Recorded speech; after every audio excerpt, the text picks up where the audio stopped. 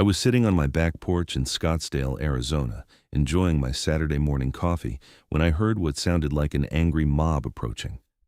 At first, I thought maybe there was a protest happening on the main road, but the voices grew louder and closer until I realized with growing concern that they were headed straight for my street. I set down my mug and walked around to the front of my house, completely unprepared for what I was about to witness. 30 people. I counted them twice to make sure I wasn't hallucinating from too much caffeine. 30 actual human beings were marching down the sidewalk, led by a woman with a severely angled blonde bob haircut that screamed, "I want to speak to the manager," from 3 blocks away. She was waving what appeared to be a stack of papers above her head like some kind of constitutional declaration, her face flushed red with righteous fury. The crowd behind her carried homemade signs, some of which read things like, "Property values matter," and "Respect our community standards." I stood there in my driveway, frozen in confusion. What the hell was happening? I'd lived in this neighborhood for 2 years and barely knew any of my neighbors beyond polite waves and the occasional "nice weather we're having" exchange. I certainly hadn't done anything that would warrant an angry mob showing up at my house. The woman at the front of the pack spotted me and pointed dramatically in my direction. "There he is, the scofflaw who thinks he's above our community rules." I blinked. "I'm sorry, what?" She stormed up my driveway, her sensible beige flat slapping against the concrete with each determined step. The mob followed, filling up my entire front yard and spilling onto the street. Some of my other neighbors had come out of their houses to watch the spectacle, which only added to my mortification. "Don't play dumb with us," the woman snarled. She was in her mid-40s with a thin, pinched face that looked like it had forgotten how to smile sometime around 2010. "I am Margaret Sullivan, president of the Saguaro Heights Homeowners Association, and you have been flagrantly violating Section 4.7, subsection B of our community bylaws for the past 3 weeks. "I have no idea what you're talking about," I said honestly, "and I don't even know who you are." "I just told you who I am," Margaret shrieked. Several people in the crowd nodded and murmured agreement, as if I'd committed some grave offense by not immediately recognizing her. "You've been parking your commercial vehicle in your driveway in direct violation of HOA regulations. We've sent you 3 warning notices, which you've completely ignored." I looked back at my driveway. My silver Honda Accord sat there, same as it did every day.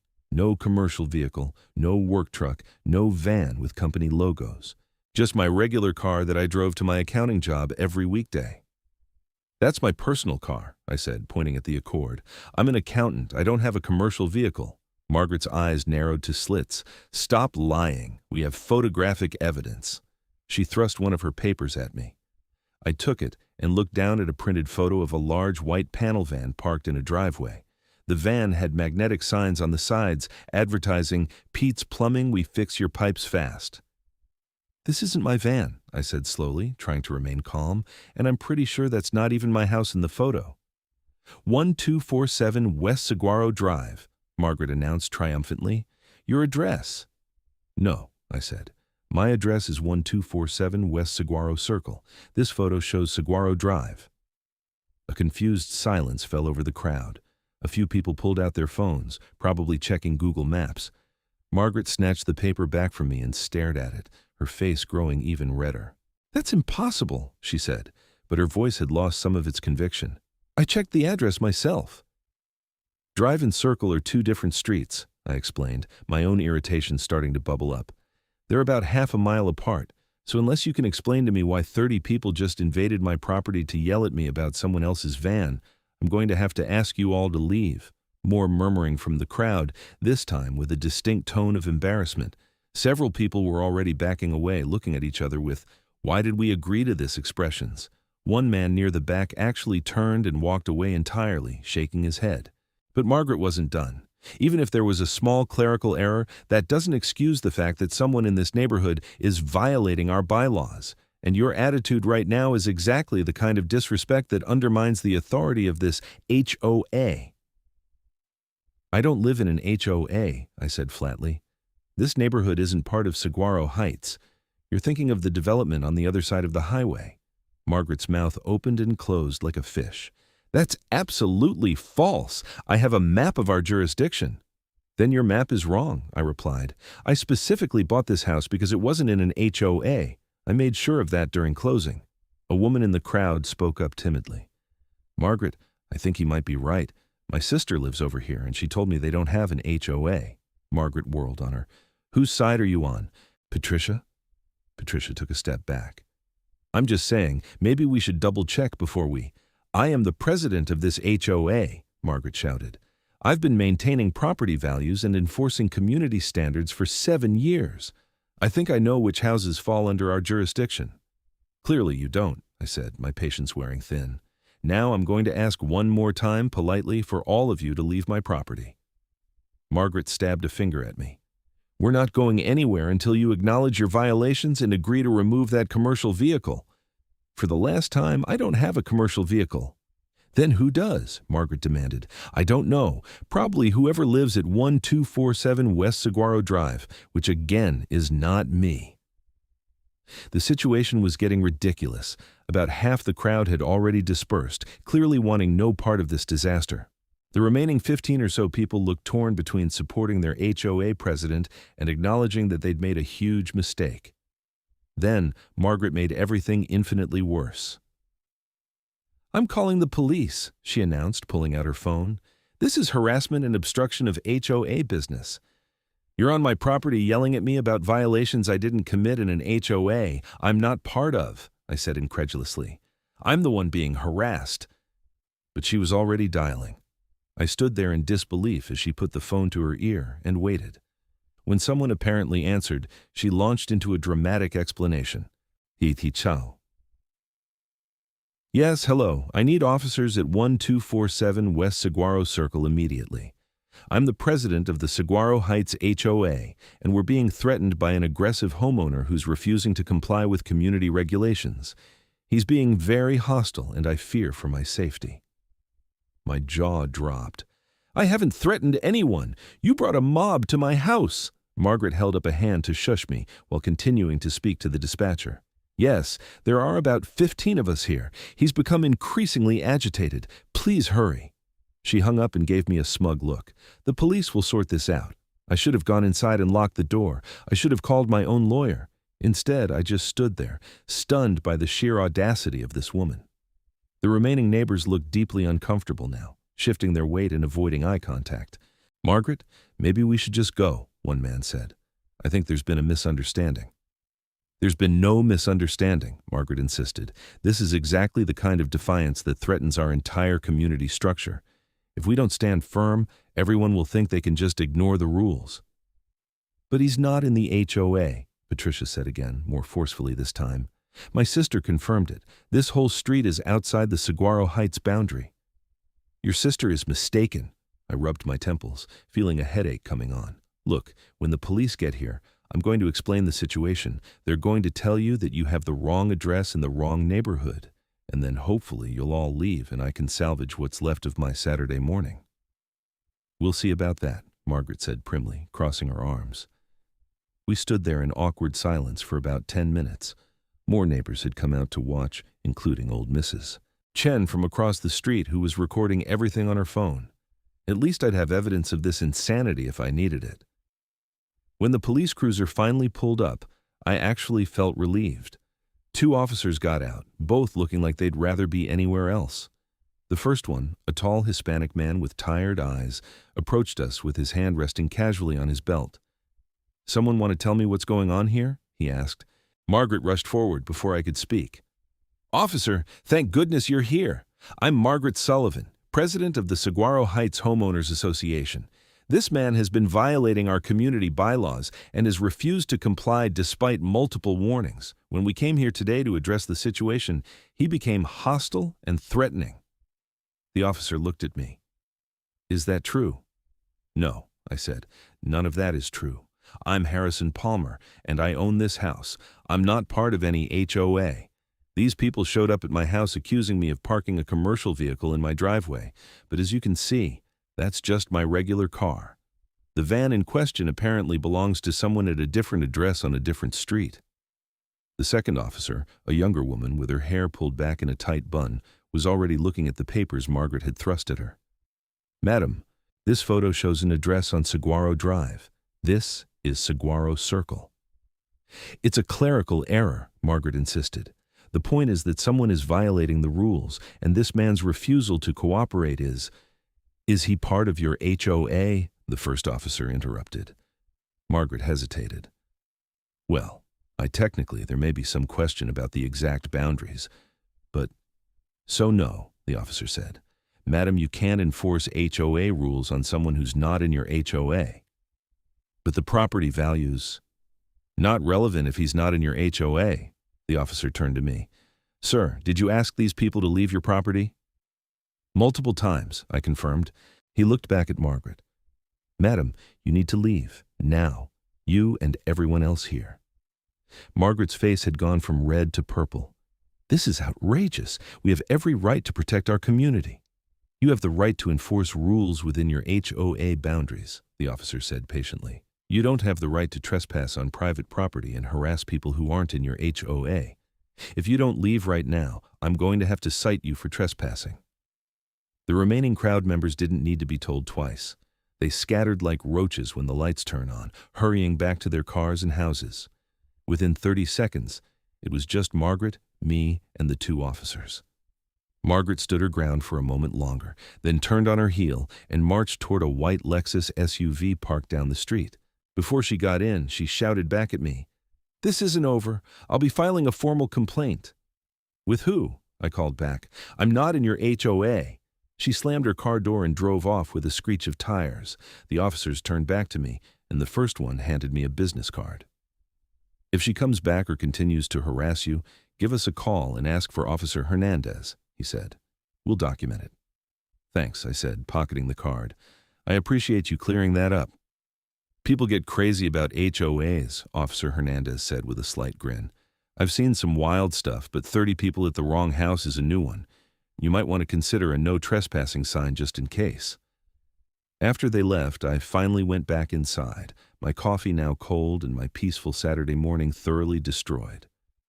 I tried to go back to my normal routine, but I couldn't shake the feeling that Margaret Sullivan wasn't going to let this go, and unfortunately I was right.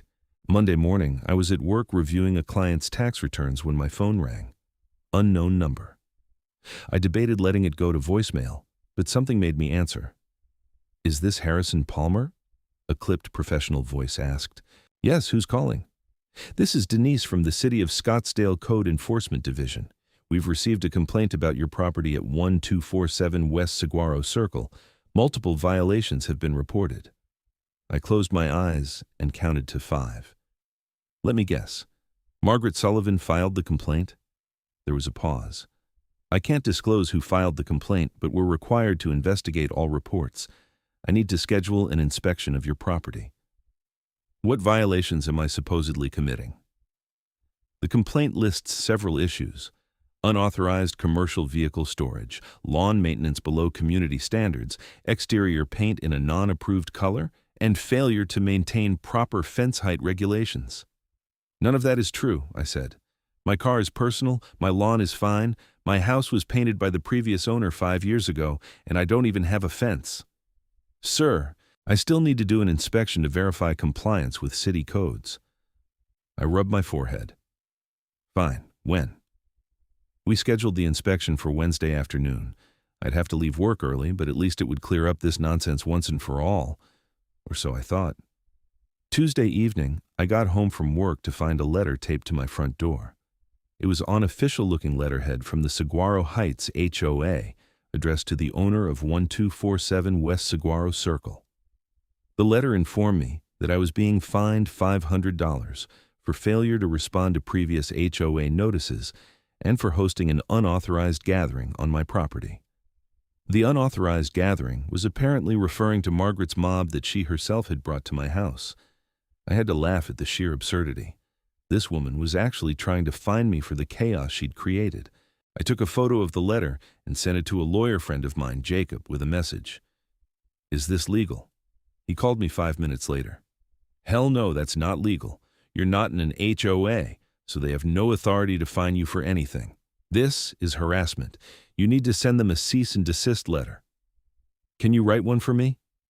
Already started. I'll have it to you by tomorrow morning. But Harrison, if this lady keeps escalating, you might need to consider a restraining order. Don't you think that's a bit extreme? 30 people showed up at your house, Jacob said dryly. She called the cops and lied about you being threatening. Now she's trying to fine you for her own actions. That's not normal behavior. That's someone who's either delusional or doesn't care about reality. Those types don't usually stop on their own. His words stuck with me that night. I'd dealt with difficult people before, auditors who questioned every deduction, clients who brought me shoeboxes full of unsorted receipts. But this was different. Margaret Sullivan had an obsessive quality that unnerved me. Wednesday came, and the city inspector showed up right on time. He was a middle-aged man with a clipboard and a thoroughly bored expression. He walked around my property for about 15 minutes, checking boxes on his form and occasionally taking photos. "Everything looks fine," he said when he finished. "Lawns maintained, no code violations that I can see.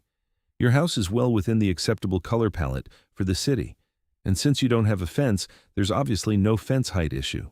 As for the commercial vehicle, that's clearly a personal car. So I'm good? You're good. I'll file my report and close the complaint. If the same person files another frivolous complaint, we'll flag it as harassment.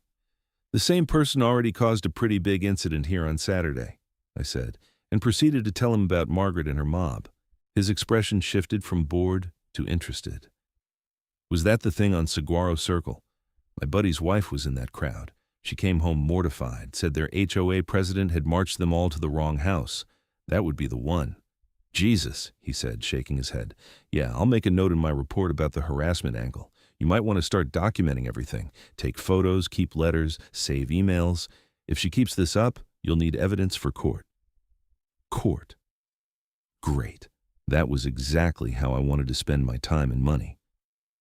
Thursday, I sent Margaret Sullivan the cease and desist letter via certified mail. In it, Jacob had very clearly outlined that I was not a member of the Saguaro Heights HOA, that I had no legal obligation to comply with their rules, and that any further harassment would result in legal action, including but not limited to a restraining order and a civil suit for damages. I thought that would be the end of it. Any reasonable person would have backed off at that point. But Margaret Sullivan, as I was learning, was not a reasonable person. Friday evening, I came home to find my trash cans knocked over and garbage strewn across my driveway. At first, I thought maybe a dog or coyote had gotten into them, but then I noticed that the cans hadn't just been tipped over. They'd been deliberately opened and the contents dumped out in a wide arc. The lids were placed neatly on my porch steps. I cleaned up the mess, suspicious but not certain that it was connected to Margaret. Maybe it was just coincidence. Maybe some kids thought it would be funny. Saturday morning, I woke up to find that someone had placed a bright orange parking cone in the middle of my driveway with a sign attached, "No commercial vehicles HOA violation." Okay, that was definitely not a coincidence. I brought the cone inside and called Officer Hernandez. He came by that afternoon, took my statement, and looked at the cone. "This is getting into harassment territory," he said. "The problem is we don't have proof it was her. Did you see her do it?" "No, but who else would it be?" "I believe you, but I need evidence for a report. Get a camera, one of those doorbell cameras or a security camera pointed at your driveway. If she comes back, we'll have her on video." I ordered a Ring doorbell camera that day and paid extra for overnight shipping. Jacob also suggested I get cameras covering the sides and back of my house, just in case. "These HOA fanatics can get really creative," he warned. Sunday was quiet, which made me nervous. It felt like the calm before a storm. Monday, the doorbell camera arrived, and I spent an hour installing it and setting up the app on my phone. The motion detection worked great, maybe too great. I got alerts every time a car drove by or a bird flew past, but at least I'd have evidence if Margaret tried anything else. Tuesday morning, I woke up to 17 motion alerts from the doorbell camera. My heart sank as I opened the app and started reviewing the footage. At 2:47 a.m., a figure in dark clothing had walked up to my house and placed something on my door. The camera had caught a clear view of her face in the porch light. Margaret Sullivan. The something she'd placed was another letter, this one informing me that the Saguaro Heights HOA board had voted to foreclose on my property for unpaid fines and dues totaling $3,000. They gave me 10 days to pay or face legal action. I immediately forwarded the video to Officer Hernandez and Jacob. Then I called Jacob. "She's trespassing on your property at 3 in the morning, Jacob said, his voice sharp with anger.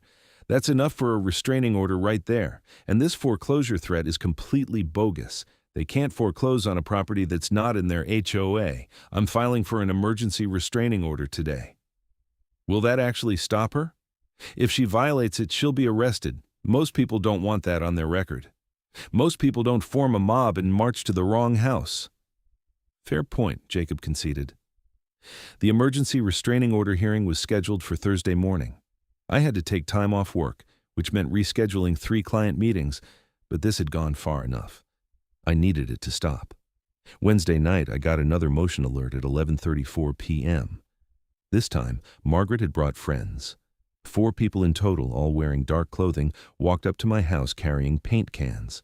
I watched in real-time horror as they spray-painted HOA violation across my garage door in bright red letters.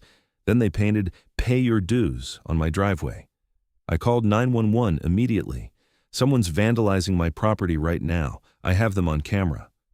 The dispatcher kept me on the line while sending officers. "Are they still there?" I checked the camera. "No, they just left. They got into a white Lexus SUV." I read off the license plate number, which the dispatcher relayed to the responding officers. 3 police cars showed up within minutes. Officer Hernandez was one of them. I showed him the video footage, and his expression grew grimmer with each second. "That's destruction of property, criminal trespassing, and conspiracy," he said. "Do you know who the other 3 people are?" "No, just her. Margaret Sullivan. She's the HOA president I told you about." "We got the license plate. The vehicle is registered to a Margaret Sullivan at an address in the Saguaro Heights development. Officers are heading there now to make contact." I spent the next hour giving statements and providing copies of all the video footage. The spray paint was still wet on my garage door, the bright red letters dripping like blood in the harsh glare of the police flashlights. Around 1 a.m., Officer Hernandez got a radio call. He listened, said a few words I couldn't hear, then turned back to me. "They made contact with Sullivan at her home. She denied everything at first, but when they mentioned the video footage, she admitted to being here. She claimed she was just leaving informational materials about HOA regulations. She denied the vandalism. I have her on video spray painting my garage. I know. They're bringing her in for questioning. The other 3 people haven't been identified yet, but we'll get them. This is enough for multiple charges." Margaret Sullivan was arrested that night and charged with criminal trespassing, criminal damage, and harassment. Her bail was set at $5,000, which she apparently posted within hours because Jacob called me the next morning to tell me she'd been released. "But she's banned from coming within 500 feet of you or your property as a condition of her release," Jacob added. "And we got the restraining order approved. She violates either one, she goes straight back to jail." The criminal case moved slowly, as criminal cases do, but the harassment finally stopped. My garage door required professional cleaning and repainting, which cost me $800. Margaret's homeowner's insurance would eventually have to cover it, but that would take months of back and forth with lawyers.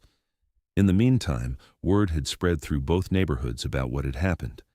I started getting apologetic visits from some of the people who'd been in the original mob. Most of them were genuinely embarrassed and had no idea Margaret had been lying about the address and the HOA boundaries. Patricia, the woman who'd questioned Margaret during the confrontation, brought me homemade cookies and a sincere apology. "I should have trusted my gut that something was off," she said. "Margaret always seemed so sure of herself, so confident that she was protecting the neighborhood. I never imagined she'd lie about something like this." "She genuinely seemed to believe she was right," I said. "At least at first." "Oh no, she knew," Patricia said, shaking her head. "I found out later that 3 different people told her she had the wrong address before we even walked over here. She insisted we were going to the right place because she didn't want to admit she'd made a mistake in front of everyone." That explained a lot. Margaret's entire rampage hadn't been about property values or community standards. It had been about ego. She couldn't admit she'd been wrong, So she doubled down, then tripled down, then committed actual crimes rather than face the humiliation of a simple mistake. The preliminary hearing for the criminal case was scheduled for late November. I had to testify, which meant facing Margaret Sullivan again for the first time since her arrest. Jacob came with me for moral support. The courthouse in downtown Scottsdale was busy that morning, full of people dealing with traffic tickets, small claims disputes, and minor criminal matters. I sat in the hallway outside courtroom 3B, reviewing my notes while Jacob scrolled through his phone. "Relax," Jacob said without looking up. "You've got video evidence. This is pretty open and shut." "I know. I just hate this whole thing. I didn't ask for any of it." Nobody asks for crazy neighbors. Margaret arrived 15 minutes before our scheduled hearing time, accompanied by a lawyer in an expensive suit. She walked past us without making eye contact, her expression stony. She'd cut her hair shorter since I'd last seen her, and she looked thinner, more haggard. "All rise for the Honorable Judge Frederick Winters," the bailiff announced as we filed into the courtroom. The judge was a stern-looking man in his 60s, with steel gray hair and reading glasses perched on his nose. He reviewed the file in front of him before looking up at the prosecutor. "This is a preliminary hearing for the state versus Margaret Sullivan, charged with criminal trespassing, criminal damage, and harassment. Are both parties present?" The prosecutor and Margaret's lawyer both confirmed their presence. "Mr. Palmer, you're the complainant in this case?" I stood. "Yes, Your Honor." "Tell me what happened, in your own words." I walked through the entire sequence of events, from the initial mob showing up at my house to the spray painting incident. The judge listened without interrupting, occasionally making notes. When I finished, he asked to see the video evidence. The prosecutor played the doorbell camera footage on a laptop. The courtroom was silent as we watched Margaret walk up to my house at nearly 3 in the morning, as we watched her and 3 accomplices spray paint my garage door. When it ended, Judge Winters removed his glasses and rubbed the bridge of his nose. "Ms. Sullivan, do you dispute the authenticity of this video?" Margaret's lawyer stood. "Your Honor, my client maintains that she was acting in her capacity as HOA president to enforce legitimate community standards. She believed, was Mr. Palmer's property part of her HOA?" The judge interrupted. "The boundaries are somewhat unclear, Your Honor, but it's a yes or no question, Counselor." The lawyer hesitated. "Technically no, but my client had a good faith belief." "So she vandalized the property of someone who wasn't even in her HOA?" "She was leaving notices about violations." "At 3 in the morning? With spray paint?" Margaret suddenly stood up, her face flushed.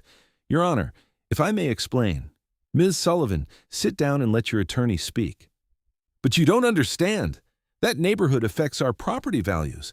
If we don't maintain standards everywhere, the entire area will—" "Ms. Sullivan, I'm ordering you to sit down and be quiet." Margaret didn't sit down. Instead, she kept talking, her voice rising. "Everyone thinks they can just ignore the rules. They think they can do whatever they want and the rest of us have to suffer for it. I've been protecting that community for 7 years, and this is the thanks I get? Criminal charges? For doing my job?" "Your job doesn't involve trespassing and vandalism," the judge said coldly. "Sit down now, or I'll hold you in contempt." "This is exactly what's wrong with the system," Margaret shouted. "Nobody respects authority anymore. Nobody cares about maintaining standards. I have every right to—" "Bailiff, please remove Ms. Sullivan from the courtroom." The bailiff moved toward Margaret, but she jerked away from him. "Don't touch me. This is outrageous. I demand—" "You're in contempt of court," Judge Winters said. "Bailiff, take her into custody." What happened next was complete chaos. Margaret tried to run toward the judge's bench, screaming about injustice and property values. The bailiff caught her arm, and she swung her purse at him. 2 more security officers rushed in from the hallway. It took all 3 of them to restrain her while she kicked and screamed. "This is fascism!" she shrieked as they hauled her toward the door. "You're all corrupt. I'll report all of you to the state bar. I'll sue this entire court system." The doors closed behind her, muffling her continued screaming. The courtroom was dead silent for a long moment. Judge Winters looked at Margaret's lawyer, who appeared to be contemplating a career change. "Counselor, I assume you'll need time to speak with your client about appropriate courtroom behavior?" "Yes, Your Honor," the lawyer said weakly. "We'll reconvene in 2 weeks." Ms. Sullivan will remain in custody until then, given her obvious inability to control herself and her violation of the restraining order. Violation? I asked, confused. She came within 500 feet of you when she entered this courthouse, the judge explained. The restraining order makes an exception for required court appearances, but only if she maintains appropriate behavior. I'm revoking that exception. She'll appear via video conference for the next hearing. As Jacob and I left the courthouse, I felt a strange mixture of relief and sadness. Relief that Margaret was back in custody and couldn't harass me further. Sadness that someone had let their obsession destroy their life so completely. That was wild, Jacob said as we walked to the parking garage. I've never seen anyone attack a judge like that. Do you think she'll get jail time? After that performance? Definitely. Plus the contempt charge. She's looking at least a year, maybe more if they tie her accomplices to other incidents. The investigation into Margaret's accomplices took another 2 months. It turned out the 3 people who'd helped her vandalize my property were also HOA board members from Saguaro Heights. They had apparently known they were targeting the wrong address but had gone along with Margaret's vendetta out of misguided loyalty. All 3 took plea deals in exchange for testifying against her. The details that emerged during those depositions were disturbing.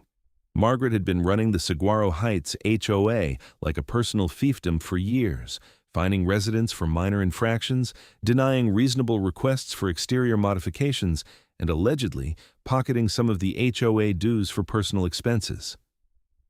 Multiple homeowners came forward with complaints once they realized they wouldn't face retaliation. An audit of the HOA's finances revealed that Margaret had embezzled nearly $40,000 over 3 years. That added felony charges to her growing list of legal problems. The final trial happened in March. I had to testify again, this time in front of a jury. Margaret appeared via video conference from the county jail, her expression blank and defeated. The fire that had driven her to form a mob and vandalize my property had apparently burned out during her months in custody. The jury deliberated for less than 3 hours before returning guilty verdicts on all charges: criminal trespassing, criminal damage, harassment, contempt of court, and embezzlement. The judge sentenced her to 4 years in state prison with the possibility of parole after 2 years. Ms. Sullivan, you had opportunities at every step to admit your mistake and walk away, Judge Winters said during sentencing. Instead, you chose to escalate, to break laws, to harass an innocent man, and to abuse your position of trust within your community. Your actions have caused significant harm, both to Mr. Palmer and to the homeowners you were supposed to serve. I hope you use your time in prison to reflect on how you reached this point. Margaret said nothing. She just stared at the camera with empty eyes. The 3 accomplices received probation, community service, and were required to pay restitution for the damage to my property. The Saguaro Heights HOA underwent a complete board election and hired a professional management company to handle their affairs going forward. As for me, I eventually got my life back to normal. The garage door was repainted. The doorbell camera stayed up, but the motion alerts became routine again, just cars and birds and the occasional delivery driver. I even got to know some of my actual neighbors, the ones who lived on Saguaro Circle rather than Saguaro Drive. Mrs. Chen from across the street turned out to be a retired librarian with a sharp sense of humor. I've lived here 30 years and never seen anything that exciting, she told me one afternoon while we were both checking our mailboxes. My grandchildren made me send them the video. It got like 500 views on Facebook. Great, I said with a laugh. I'm internet famous for getting harassed by an HOA. I'm not even in. Could be worse, she said. At least you're not the lady who went to prison for it. I thought about Margaret Sullivan sometimes, wondering what had driven her to such extremes. Pride, probably. The inability to admit a simple mistake. The need to always be right, even when you're obviously wrong.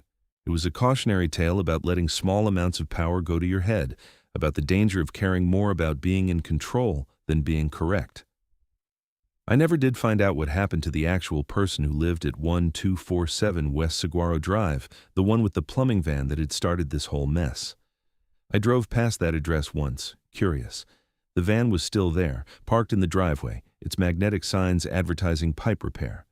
The house looked normal, peaceful, completely unaware that it had been the root cause of someone's complete mental breakdown.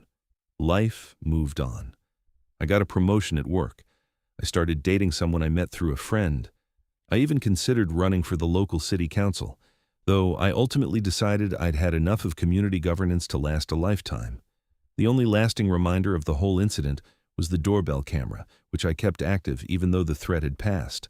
And every now and then, when I saw someone with an aggressively angled bob haircut at the grocery store, or heard someone complaining about their HOA at a party, I'd feel a little chill of recognition.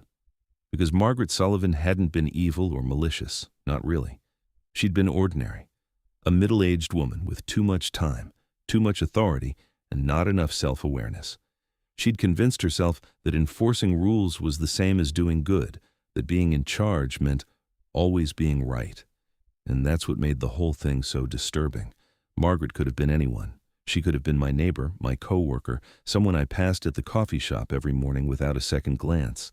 The capacity for that kind of obsessive, destructive behavior lived in a lot of people, dormant until triggered by the right combination of circumstances. I'd just been unlucky enough to become the target of it. 2 years after the initial incident, I received a letter forwarded through Jacob's office. It was from Margaret Sullivan, written from prison. Jacob called to ask if I wanted him to open it first, but I told him to send it along. The letter was 3 pages long, handwritten in neat cursive. In it, Margaret apologized for her actions.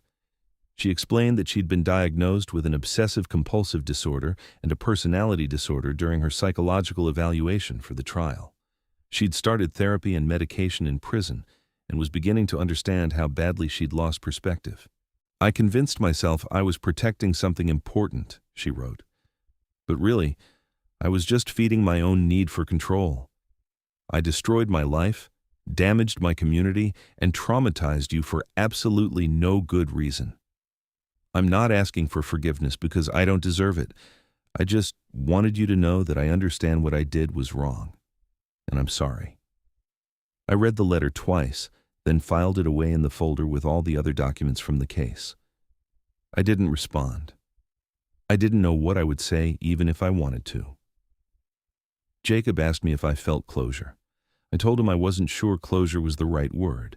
The incident hadn't left me traumatized or angry, just bemused by the absurdity of it all. 30 people had shown up at my door because someone couldn't read a map correctly. That mistake had cascaded into vandalism, arrests, embezzlement charges, and a 4-year prison sentence.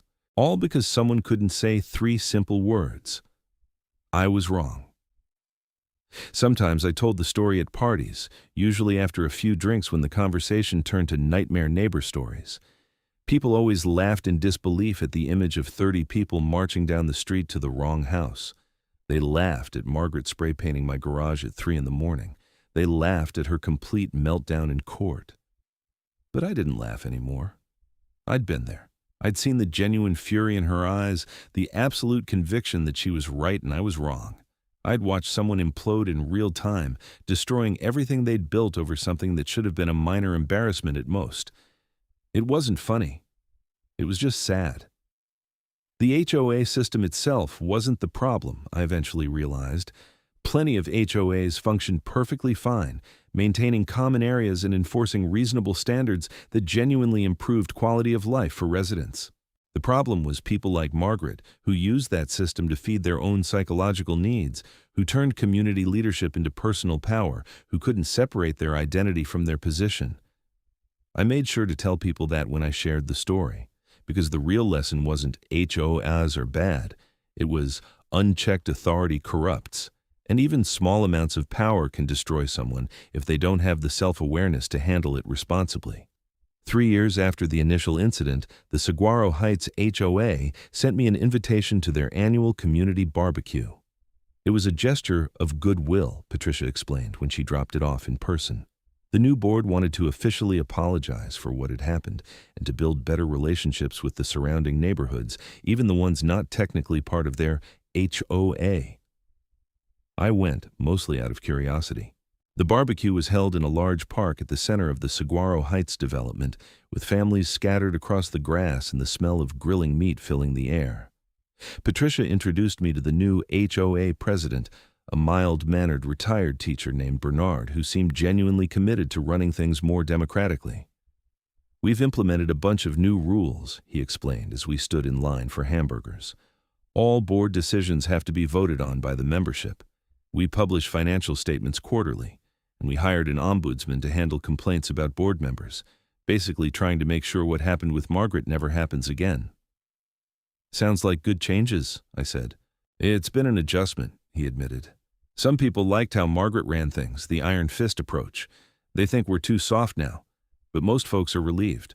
Turns out a lot of people were afraid to speak up when she was in charge. I met several of the people who'd been in the original mob that showed up at my house. All of them apologized, some more awkwardly than others. One man, a stocky guy in his 50s named Robert, pulled me aside. "I wanted to thank you for not suing everybody," he said. "My wife was terrified we'd lose our house. We were just following Margaret's lead, but that's not an excuse. We should have questioned things more." "I just wanted it to be over," I told him honestly. "Suing everyone would have dragged it out for years. Still, I appreciate it, and I'm sorry, really."